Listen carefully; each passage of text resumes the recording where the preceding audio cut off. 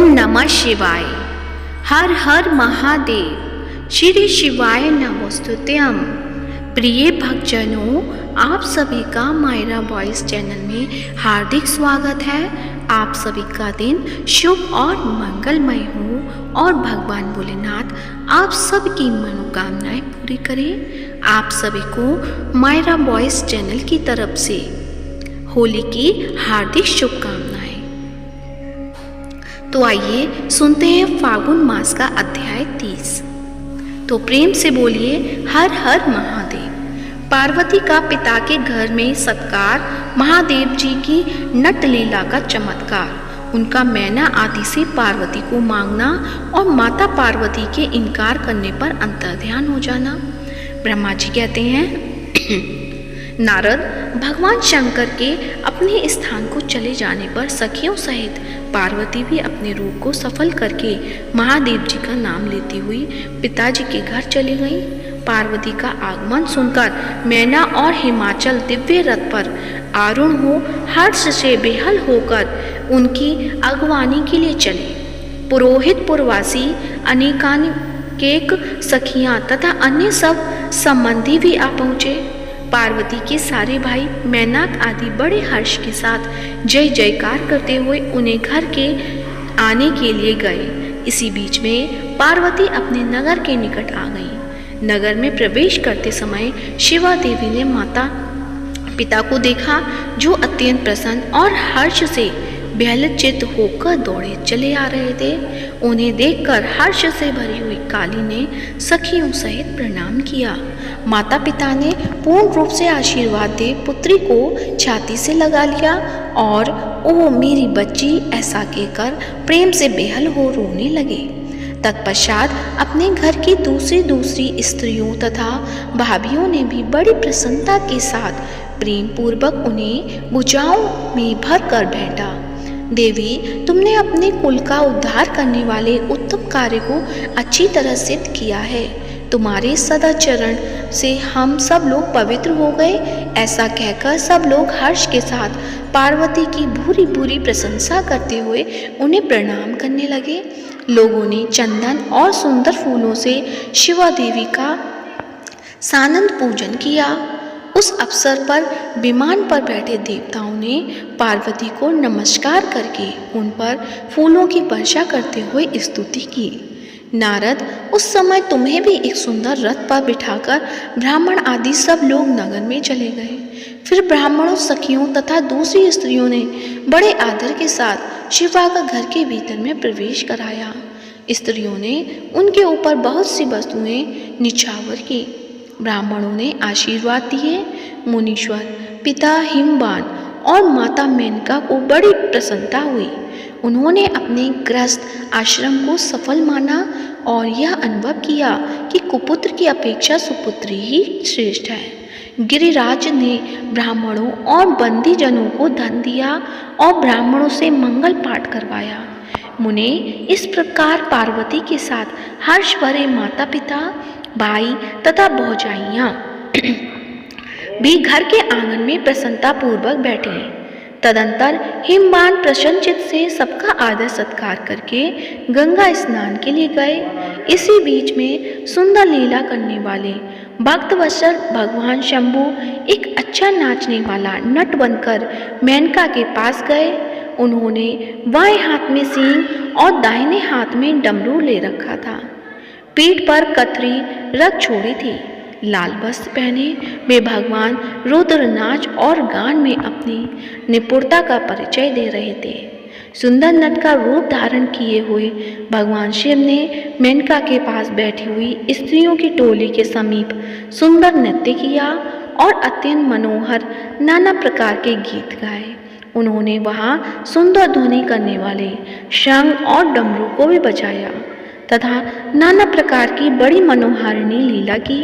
नटराज की उस लीला को देखने के लिए नगर के सभी स्त्री पुरुष एवं बालक और वृद्ध भी सहसा वहां आ पहुंचे।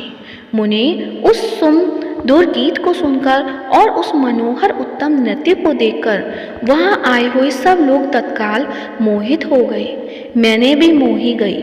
उधर पार्वती ने अपने हृदय में भगवान शंकर का साक्षात दर्शन किया। वे त्रिशूल आदि चिन्ह धारण किए अत्यंत सुंदर दिखाई देते थे। उनका सारा अंग विभूति से विभूषित था। वे हड्डियों की माला से अलंकृत थे। उनका मुख सूर्य, चंद्र एवं अग्नि रूप तीनों नेत्रों से उद्भासित था। उन्होंने नाग का यज्ञोपवीत धारण किया था। उनके उस सुरमई रूप को देखकर दुर्गा प्रेमावेश से मूर्छित हो गई। गौरव वर्ण विभूषित दीन बंधु, दया सिंधु और सर्वथा मनोहर महेश्वर पार्वती से कह रहे थे कि वर मांगो। अपने हृदय में विराजमान महादेव जी को इस रूप में देखकर पार्वती ने उन्हें प्रणाम किया और मन ही मन वह वर मांगा कि आप मेरे पति हो जाइए। प्रीतियुक्त हृदय से शिवा को वैसा कल्याणकारी वर देखकर वे पुनः अंतर्ध्यान हो गए और वहां पूर्ववत भिक्षा मांगने वाला नट बनकर उत्तम नृत्य करने लगे। उस समय मैना सोने की थाली में रखे हुए बहुत से सुंदर रत्न ले उन्हें प्रसन्नता पूर्वक देने के लिए गई। उनका वह ऐश्वर्य देखकर भगवान शंकर मन ही मन बड़े प्रसन्न हुए, परंतु उन्होंने उन रत्नों को स्वीकार नहीं किया। वे भिक्षा में उनकी पुत्री शिवा को ही मांगने लगे और पुनः कौतुकवश सुंदर नृत्य एवं ज्ञान करने को उद्यत हुए। मैना उस समय भिक्षु नट की बात सुनकर अत्यंत कुपित हो उठी और उन्हें डांटने फटकारने लगी। उनके मन में उसे बाहर निकाल देने की इच्छा हुई। इसी बीच में गिरिराज हिमवान गंगा जी से नहाकर लौट आए। उन्होंने अपने सामने उस नराकार भिक्षु को आंगन में खड़ा देखा। मैना के मुख से सारी बातें सुनकर उनको भी बड़ा क्रोध हुआ। उन्होंने अपने सेवकों को आज्ञा दी कि इस नट को बाहर निकाल दो। मुनिश्रेष्ठ, वे नटराज विशालकाय अग्नि की भांति अपने उत्तम तेज से प्रज्वलित हो रहे थे। उन्हें छूना भी कठिन था, इसलिए कोई भी उन्हें बाहर नहीं निकाल सका। तदंतर सुंदर लीला करने वाले उन भिक्षु शिरोमणि हिमवान और मैना से दुर्गा को ही भिक्षा के रूप में मांगा, दूसरी कोई वस्तु ग्रहण नहीं की। परंतु शिवा की माया से मोहित होने के कारण शैलराज ने उनकी उस प्रार्थना को स्वीकार कर नहीं किया। फिर भिक्षु ने कोई वस्तु नहीं ली और वे वहाँ से अंतर्ध्यान हो गए। तब मैना और शैलराज को उत्तम ज्ञान हुआ कि वे सोचने लगे, भगवान शिव हमें अपनी माया से छलकर अपने स्थान को चले गए। यह विचार कर उन दोनों की भगवान शिव में पराभक्ति हुई, जो महान मोक्ष की प्राप्ति करने वाली दिव्य एवं संपूर्ण आनंद प्रदान करने वाली है। तो प्रेम से बोलिए ओम नमः शिवाय। अब आप सुनेंगे श्री शिव चालीसा। तो प्रेम से बोलिए हर हर महादेव।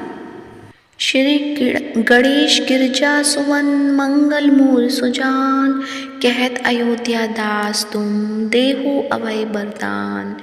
जय गिरिजापति दीन दयाला, सदा करत संतन प्रतिपाला। भाल चंद्रमा सोहत नीके, कानन कुंडल नाग फनी के। अंग गौर शिर गंग बहाए, मुंड माल तन चार लगाए। वस्त्र खाल बागंबर सोहे, छवि को देख नाग मुनि मोहे।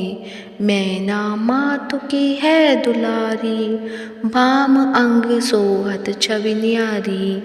कर त्रिशूल सोहत छवि भारी, करत सदा शत्रुन क्षयकारी। नंदी गणेश सोहे तकात कैसे, सागर मध्य कमल है जैसे। कार्तिक श्याम और गण गाऊं, या छवि को कही जात न काऊं। देवन जब ही जाए पुकारा, तब ही दुख प्रभु आप निवारा। किया उपद्रव तारक भारी, देवन सब मिली तुम ही जुहारी। तुरत षडानन आप पठायु, लवनी मेष महामारी गिरायु। आप जलंधर अरु असुर सहारा, सुयस तुम्हार विधि संसारा। त्रिपुरासुर सन युद्ध मचाई, सब ही कृपा कर लीन बचाई। किया तब ही भागीरथ भारी, पूरब प्रतिज्ञा तसु पुरारी। दानिन महा तुम सम को नाही, सेवक स्तुति करत सदाही। वेद नाम महिमा तब गाई, अकथ अनादि भेद नहीं पाई। प्रगट उदति मंथन में ज्वाला, जरे सुरासुर भय बिहारा। कीन्ह दया ता करी सहाय, नीलकंठ तब नाम कहाई। पूजन रामचंद्र जब कीना, जीत के लंक विभीषण दीना। सहस कमल में हो रहे धारी, कीना परीक्षा तुभी पुरारी। एक कमल प्रभु राख्यो जोई, कमल नयन पूजन चह सोई। कठिन भक्ति देखी प्रभु शंकर, भय प्रसन्न दिए इक्षित वर। जय जय जय अनंत अविनाशी, करत कृपा सब के घटवासी। दुष्ट सकल नित मोहि सतावे, भ्रमत रहे मोहि चैन न आवे। त्राहि त्राहि मैं नाथ पुकारो, यदि अवसर मोहि आन उपारो। ले त्रिशूल शत्रुन को मारो, संकट से मोहि आन उपारो। मातु पिता भ्राता सब कोई, संकट में पूछत नहीं कोई। स्वामी एक है आस तुम्हारी, हाय हर हो अव संकट बारी। धन निर्धन को देत सधाई, जो कोई जांचे वो फल पाही। अस्तुति कैही विधि करो तुम्हारी, क्षमो नाथ अब चूक हमारी। शंकर को संकट के नाशन, मंगल कारण विघ्न विनाशन। योगी यति मुनि ध्यान लगावे, नारद शारद शीश नवावे। नमो नमो जय नमो शिवाय, सुर ब्रह्मादिक पार न पाए।